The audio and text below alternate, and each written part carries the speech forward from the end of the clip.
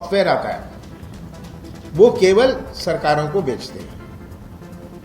ये पेगासिस का सॉफ्टवेयर जब इन्होंने इंडिया को बेच दिया, तब अगर उनको जीतू पटवारी का सर्विलेंस करना है, उसके लिए उनको एक लाइसेंस लेना पड़ता है।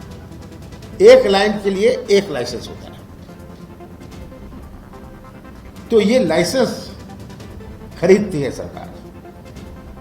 जब इन्होंने एक व्यक्ति का सर्विलेंस उसमें शुरू कर दिया कि उस लाइसेंस में केवल एक व्यक्ति का सर्विलेंस हो सकता है, पर वो आप किसी का महीने भर के लिए करिए, दूसरा नंबर लगा लीजिए उसी लाइसेंस में। उसी लाइसेंस में आप 100 नंबर लगा सकते हैं, पर एक के बाद एक साइमल्टेनियसली आप नहीं लगा सकते। तो भारत ने ये केवल सॉफ्टवेयर नहीं खरीदा, ये लाइसेंस लिया, लाइसेंस खरीदा। ये बयान दे रहे हैं, और ये जो एनओएस है, ये जो कंपनी है, ये कह रही है हम केवल सरकारों को भेजते हैं, हमें नहीं पता किसका किया। अगर मैंने जीतू पटवारी का नंबर दे दिया, उनको क्या पता जीतू पटवारी का नंबर है? ये नंबर है किसका हो, उनको उससे मतलब नहीं है। उनको तो अपने लाइसेंस की कीमत से मतलब है। तो कितने लाइसेंस खरीदे? अगर आपने इसका पेगासिस का सॉफ्टवेयर खरीदा, कहा जाता है ये 10 मिलियन, 20 मिलियन, 50 मिलियन डॉलर का आता है, आपने खरीदा, उससे काम नहीं चलने वाला, आपको लाइसेंस भी लेना पड़ेगा एक एक नंबर के लिए। कितने लाइसेंस खरीदे? ये लाइसेंस और ये सॉफ्टवेयर खरीदने के लिए टेक्निकल कमेटी होती है। आप जानते हैं गवर्नमेंट में जब तक एक कमेटी ना अप्रूव करे, कोई व्यक्ति तो खरीद नहीं सकता। एक कमेटी होती है। राष्ट्रीय सुरक्षा के लिए हमारा कानून है, कानून बने हैं, हमारा टेलीग्राफ एक्ट हो। सुप्रीम कोर्ट के वर्जन में इस सब चीजों में नहीं जा रहा, क्योंकि इस सब से ये सब तो है मेरे पास, पर इतना लंबा मैं नहीं खींचना चाहता हूं। तो ये राष्ट्रीय सुरक्षा के लिए खरीदा गया था या मोदी जी के सुरक्षा के लिए खरीदा गया था? क्या राष्ट्रीय सुरक्षा माने मोदी सुरक्षा?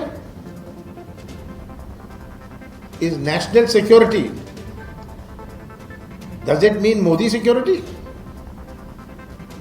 किस लिए यह खरीदा गया? अगर गवर्नमेंट के हाथ साफ है,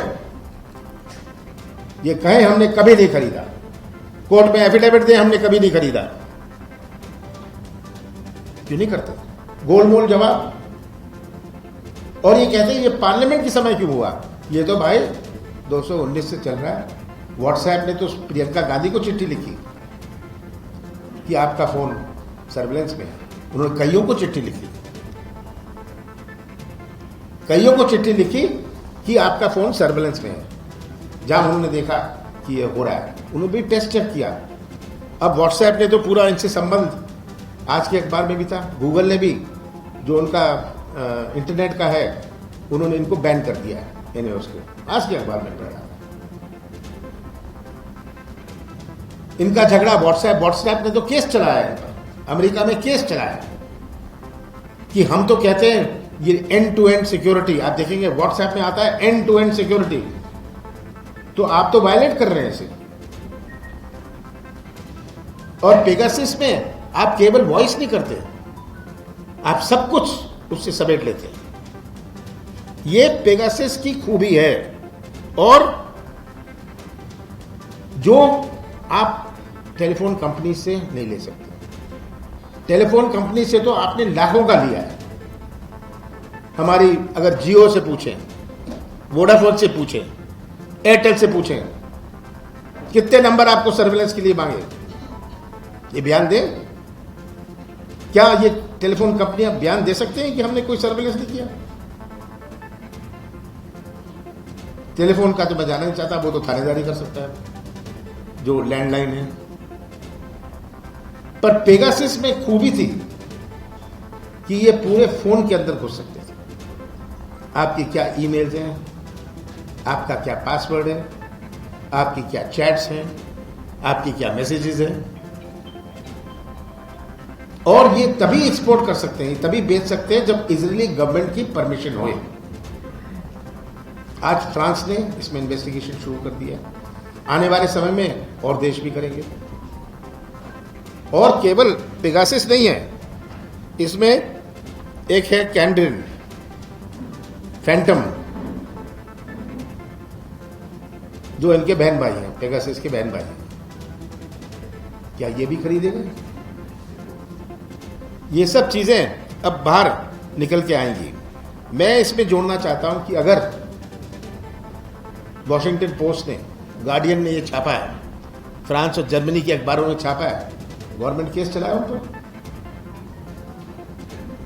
गवर्नमेंट केस चलाए उन पर, केस चला सकती है कि आप भारत को अपमानित कर रहे हैं, डिफेम कर रहे हैं। ये नहीं कर रहे। मेरी तो मांग एक है कि केंद्र सरकार घोषणा न करे, एफिडेविट दे सुप्रीम कोर्ट में कि ना हमने ये खरीदा, ना हमने कोई लाइसेंस लिया, ना इस प्रकार की कोई कंपनी से, भाई बहन से हमने कुछ खरीदा है।